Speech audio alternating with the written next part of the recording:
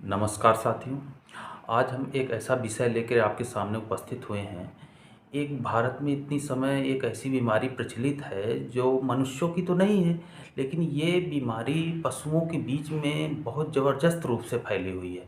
पशु जो हमारे दुधारू जानवर हैं, जो हमें दूध देते हैं, उन दूध को हम लोग यूज करते हैं, उसको हम प्रयोग करते हैं बच्चों को पिलाने में, खुद के उसको पीने में या अन्य चीज़ों में, वो बहुत ही विकट रूप से प्रभावित हो रहा है।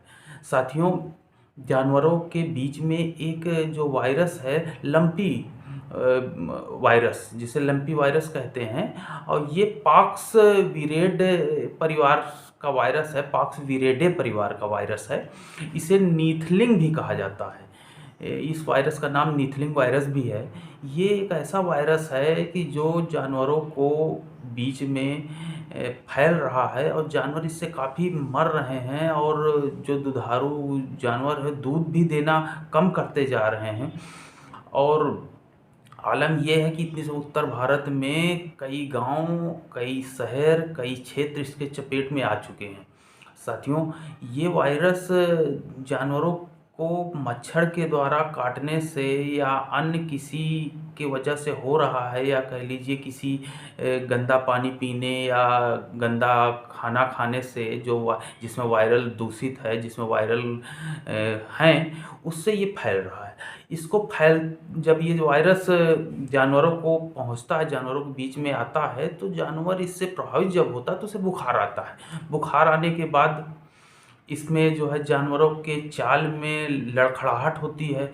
उसके बाद उसके शरीर में छोटे छोटे दाने निकलते हैं, फिर वो दाने धीरे धीरे बड़े भी होते हैं। जानवर एक अजीब सा भद्दा लगने लगता है, जिसे हम लोग आसानी से इधर देखा जा सकता है। जानवर दूध देना 50% तक कम कर देता है जैसे ही प्रभावित होता है, और कुछ जानवरों की तो यहाँ तक मृत्यु भी हो रही है। तो इस बीमारी से बचने के लिए अभी तक कोई जो है इसका इलाज अभी प्रॉपर रूप से नहीं आया कि इस वायरस से या इस बीमारी से हम ये दवा दे सकें जैसे कोरोना वायरस में था। लेकिन लक्षण के आधार पर इसका इलाज होता है, एंटीबायोटिक दिया जाता है और ठीक भी हो जाते हैं। इसमें मृत्यु दर 2 से लेके 5% तक है। कुछ जानवरों को मृत्यु हो जाती है। चूँकि भारत इतना कह लीजिए कि गाँव में रहने वाला देश है, यहाँ के लोग मनुष्य तो इलाज करा नहीं पाते, जानवरों का इलाज कैसे हो? इस वजह से जो छोटे किसान हैं, जिनके पास 1 या 2 जानवर हैं, वो लोग इससे बहुत बुरी तरह से प्रभावित हो रहे हैं, और उनके जानवर ख़त्म भी हो रहे हैं चूँकि इलाज का अभाव है। एक जानवर से दूसरे जानवर में फैल रहा है, क्योंकि जो गाय के बच्चे हैं या जो भैंस के बच्चे हैं, उनके जब बच्चे अपनी माँ का दूध पीते हैं तो उनको वो भी इससे प्रभावित हो रहे हैं। और यहाँ तक कि अब तो सुनने में ये आ रहा है, जबकि सामान्यतः ये जो डॉक्टर है वो इस बात से इनकार कर रहे हैं कि इससे मनुष्य भी इससे प्रभावित हो सकते हैं। मनुष्य को भी जानवर के दूध जो है, जो ये हमारे गाय भैंस के दूध है, प्रभावित जानवर के दूध यदि मनुष्य यूज करते हैं तो वो भी प्रभावित हो सकते हैं। क्योंकि वायरस का एक नेचर होता है, वायरस यदि किसी लिक्विड चीज़ में है, यदि उसको हम खौला देते हैं तो वायरस अपने आप ख़त्म हो जाता है। अलग अलग वायरस के अलग अलग एक टेम्परेचर तक सहन शक्ति होती है। कुछ वायरस 10-20 टेम्परेचर में ही ख़त्म हो जाते हैं, कुछ 50 में हो जाते हैं। इस प्रकार वायरस का एक नेचर होता है कि वायरस जैसे ही हम खौलाते हैं वो ख़त्म। इस दूध हम लोग ज़्यादातर खौला के ही पीते हैं, उसको उबाल के पीते हैं। इस प्रकार दूध का असर मनुष्य पर नहीं होता और वो समाप्त हो जाता है।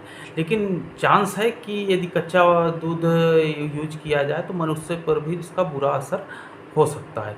इससे हमें बचने के लिए अपने जानवरों को इनका वैक्सीनेशन है, टीके हैं, जो स्वदेशी टीके भी हैं और विदेशी टीके भी हैं, उसे लगवाना चाहिए, जिससे इनका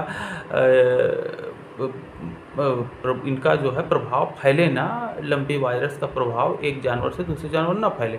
और इनको क्वारंटाइन करना चाहिए, जैसे कोरोना काल में मनुष्यों किया गया था। जानवरों को जो प्रभावित है उनको अन्य जानवरों से अलग रखना चाहिए, उनके बछड़ों या उनके बच्चों को उनका दूध नहीं पिलाना चाहिए, और इनकी देखभाल करना चाहिए। इनको एंटीबायोटिक या अन्य दवाओं को इनको समय-समय पर देना चाहिए, जिससे ये जानवर जल्द से जल्द स्वस्थ हो सकें। इस प्रकार हम इस वायरस, इस जानवरों की महामारी से हम लोग निजात पा सकें और जिससे हम लोग पुनः अपने जानवरों को स्वस्थ देख सकें। धन्यवाद।